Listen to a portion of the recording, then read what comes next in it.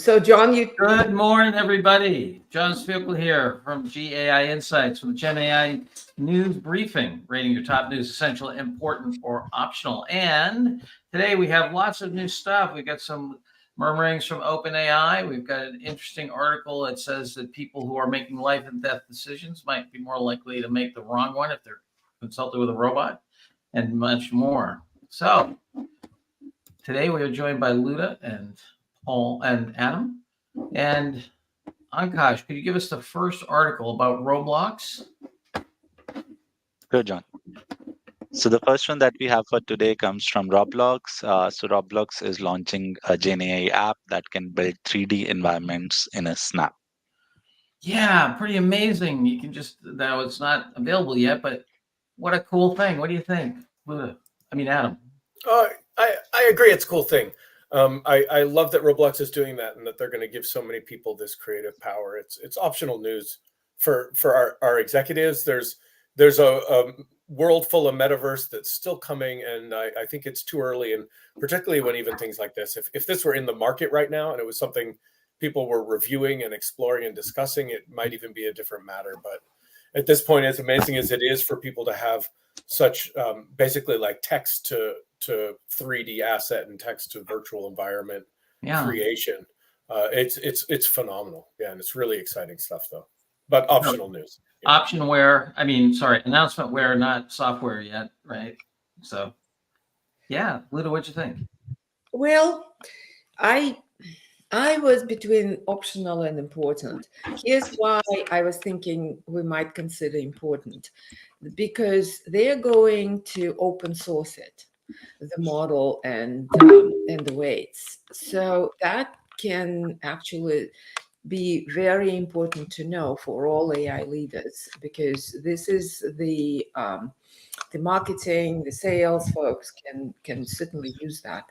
The second thing that they mentioned in the article is data to train this model is very difficult to come by.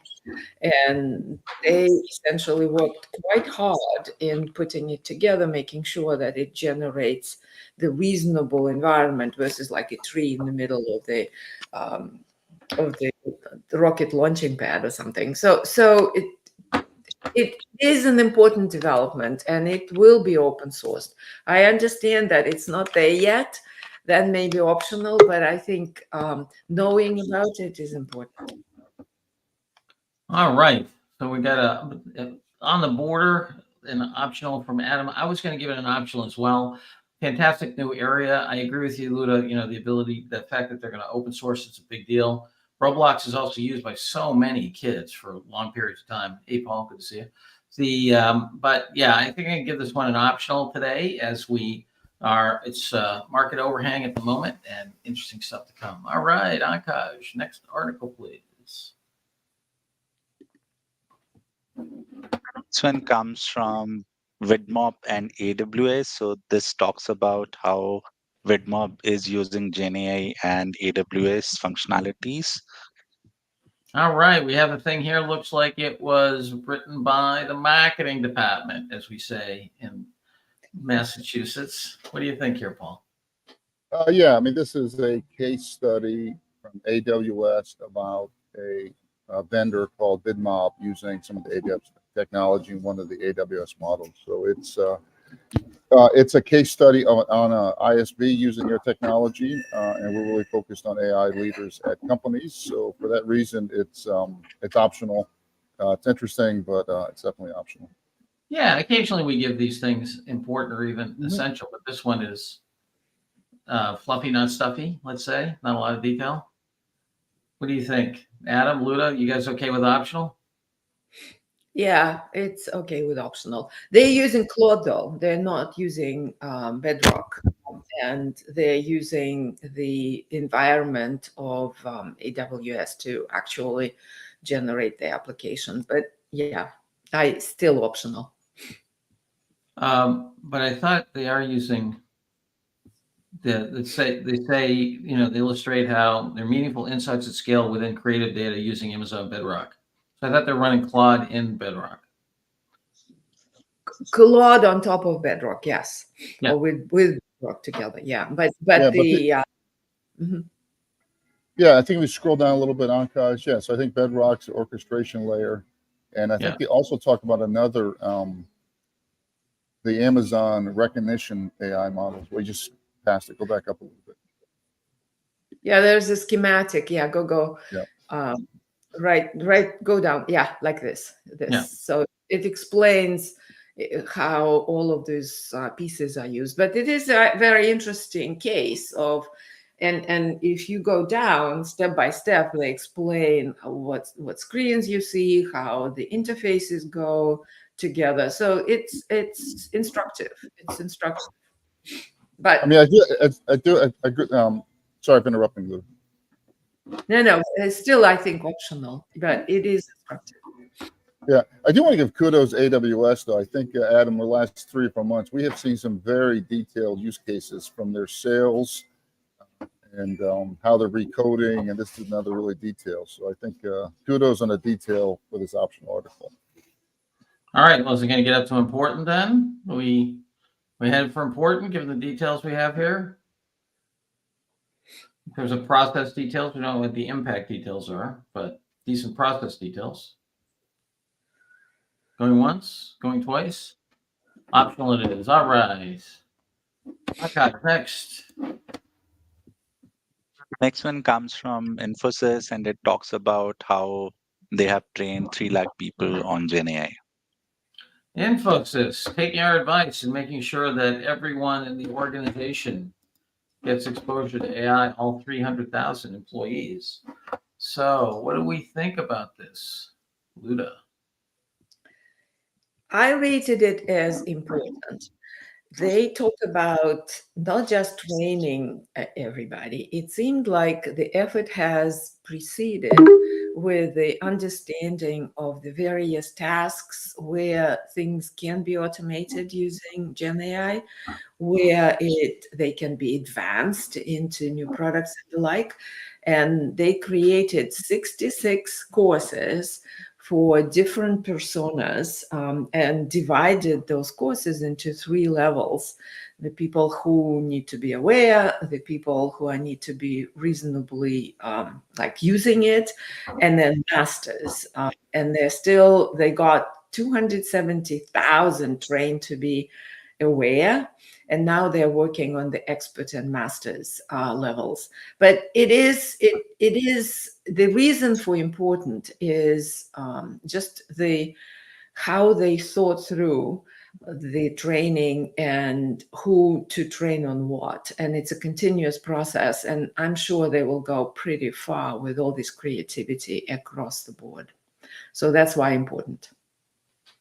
All right, we have important here. They actually have a tiering system right there, AI aware builders masters, which kind of mirrors what we talked about, and we talked about, think of generative AI like the quality movement, right? White belt, green belt, black belt, very similar. Paul, Adam, and we're headed for important here. I was thinking maybe even essential, given it's such a huge company. But Adam, I think you're somewhat skeptical of a senior executive reporting on his fantastic results. I guess I want to see a little more detail around, like, what does it mean that many of their employees are AI aware, right? Or what exactly is that metric being determined upon? Mhm. But when you look into the details that they had 66 courses on generative AI matched to the personas they identified within their organization. Like, there's some really good things they've done that people can learn from. And just the sheer ambition and the scope of it, I think warrants some attention. I don't know if it would quite be essential to me. I can go with essential, actually, John, this time. We highlighted a similar case. I don't remember what we put it. Honeywell training everyone in their organization but they didn't. I don't know how they did it, but this is the best practices of thinking through before you train. Even like one thing is to give people a very here's ChatGPT and here's you can use it in your function, right? Another way is to actually go deeper and give you the environment access to the databases. How do you access APIs? How do you think about new products? How do you do this and this and the other thing? So I just think there's lots of best practices, or at least thoughts that you should have before you go ahead and train people. All right, Paul. Essential, important, right? Yeah, let me make the case for essential. I think we have talked about how these tools give white collar productivity from 20 to 30%. This is a massive company here. Many leaders are having struggling getting the ROI approved for employee education programs. So this is someone who's got it approved, rolling it out. I know they resell these services, but they roll it out, and he's doing an article with his name on it. So I think it shows essential on that.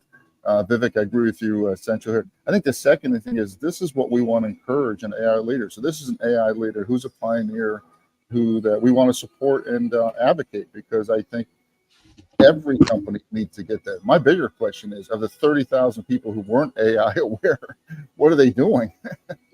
But I definitely essential. I think it's absolutely critical for AI leaders to understand how to get these things deployed, and they're starting to show roadmap. All right, we get essential. Woo, Monday. We usually don't have Monday essentials. All right, next, Ankash. Right, the next one comes from Replit. So Replit has launched a new feature called Replit Agents, and it is here to replace all software engineers. Yeah, what do you think of this one? We got Adam. We got the CEO of Replit talking about how he can not only do the software but its environment and distribution. What do you think here? It's an important piece of the puzzle. It's not a replacement for what Cursor is doing. It's sort of a complement to it. I went all the way to the bottom of this rabbit hole over the weekend as far as they would let me go. Basically, I have got into that early access and paid my $120 for a year. It's only $10 a month if you sign up for a year. And I already can't use it because I've hit my rate limit for the month. So I started about 10 apps. I think once I understand how to use it, it's going to be very powerful. I have 10 apps that are all broken code right now because I basically started asking it to do something it wasn't ready to do yet. It doesn't have very good rollback capabilities. It's really not, it's not a production ready tool. Certainly, I think I am absolutely going to get my money's worth, and probably within a month they'll have these things sorted out. They've been really great. I was posting on X about some of my escapades, and I had two different people reach out to me, and I'm in the DMs with one of them, and he's gotten the name of the project that I was working on that was having the issue, and he's following up with the team so they can understand and improve the product. Like, I'm really impressed with what they're doing. And the key here is that Replit is on the deployment side. So they're basically putting that developer's intelligence in terms of an agent, a coding assistant, on the cloud, where you're going to be running your app as a production app. So they already had these deployment capabilities, and now they have an agent that can run them for you. So all the stuff like securely managing your keys, hosting your database, all of the network connectivity, the virtual private networks, the SSH, whatever it might be around standing up a production app, you just basically tell the AI, let's deploy it. And it goes and does all that stuff for you, which is incredible. It's not quite to the Cursor level, but it does absolutely write the code, make all the files, make sure everything works. It has an environment there where you can see it and you can test it, and you can chat with it and tell it to change the code, kind of like Cursor. Not nearly as capable as Cursor, but I've already figured out how to connect them. So I can work in Cursor now on my laptop. Well, that's what happened is their AI agent, I ran out of credits. So I was like, okay, let me see. Maybe I should start learning how to use Cursor. So I've explored both of them. It's going to be really cool. I'd say it's important news. It's a big step forward for all of this, but it's also not ready for prime time. And the people who are making apps, it's very carefully curated and manicured sort of process that they're going through. And Adam, one footnote to your ops production stuff here. I mean, what thing is to me exciting about that is details really, really matter on those keys and all that stuff here. Is that when you're rushing releases out, mistakes happen when it's 2 o'clock in the morning and teams pushing. And when all of that's automated and sort of out of the hands of the people who are making things and trying to figure out how to bring them to market, it's going to really enable a lot of individuals to sort of build and scale a lot faster. So And more Vivek, safely. Yeah. Vivek's making the argument for essential here. Yeah. Oh, that was the previous one. No, that was the previous one. No, I would go important yet, John. It is a step in the right direction for sure, but it's to Adam's point. It's not yet ready, unless Adam, you argue for essential.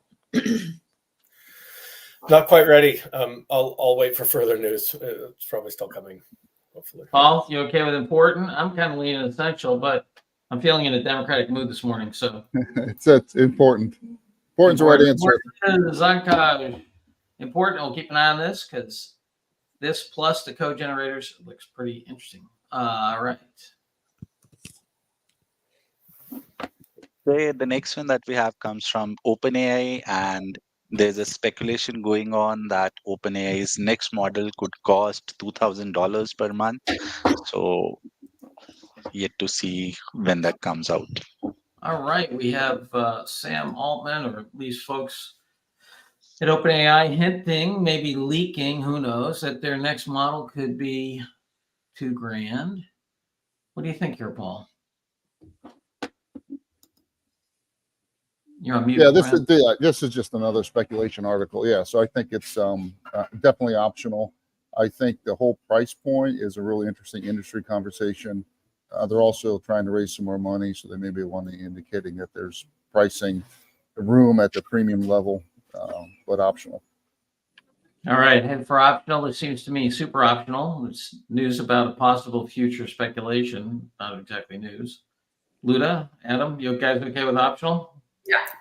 All right, optional it is. Zankaj, next. Okay, the last one that we have for today talks about how people facing life or death situation should not trust AI, as it can give them wrong advice. Yeah, I added this one kind of late as I was doing my AI reading. I came across it. Very interesting. This is a relatively small number study, but they have a person making a decision about whether or not a drone attack is happening to its determination if it's a friendly or a foe, and whether the drone attack should come in. And then the robot, they have different versions of the robot saying, hey, yeah, you should go ahead, or no, you shouldn't. And there's two formats. One is on the screen. The other is an anthropomorphic robot that sits in the room with you and gives you the advice. And accuracy, when coached by the robots, went from about 70% down to 50% because the robots were trying to get people off their decision. So what do you guys think about this? I was going to give it an important just in terms of, the influence of robots in decision making, but I'm not hard over on that. What do you guys think?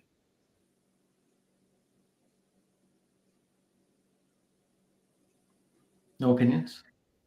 I don't know, John. Here's my thoughts. People really are very aware that AI can hallucinate, or GenAI can hallucinate, and there's lots of this is a hot topic, and so this doesn't do much other than scare more people. And I prefer that people are not as scared, because it's really can be controlled and managed. Yes, it's not so much about the hallucination part, though. It's about purposely giving you wrong advice and seeing if that takes you off your intuition. So yeah, that's taking it another step forward, scaring more people in my book. So that's what I was. All right, we want to promote scary stuff here. What do you think, Adam? Yeah, I as I mentioned to you, they didn't even actually link to the scientific report, so I'm not sure to what extent this study has any basis to it. And so I think the amount of, I guess, emotional, sort of heartstrings, or how it's pulling, sort of like the triggering that Luda's talking about, as well as the fact that I'm not really sure what that's based on, didn't really warrant bringing it to people's attention. Like if I had more time, maybe I could go read the study and then I understood more detail what was done, but it just doesn't seem necessary to call this out. All right, Paul, you okay with an optional on this bad boy? Definitely double optional. Double optional. All right. All right.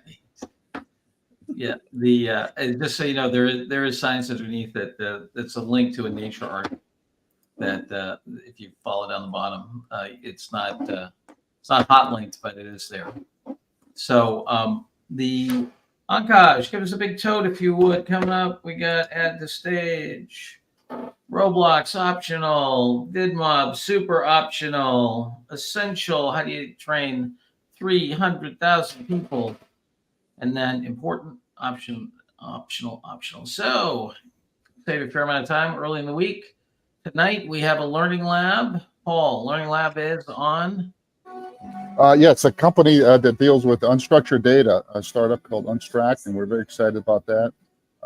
We also have a lot of other things going on this week. On Wednesday at noon Eastern, we have a webinar with an MIT professor and a partner at a major international law firm talking about own your own intelligence, something we're seeing a lot more discussion on in the marketplace, and we're quite excited to support those conversations both in that webinar and other ones coming up in the Davos event we're doing with MIT January 22nd.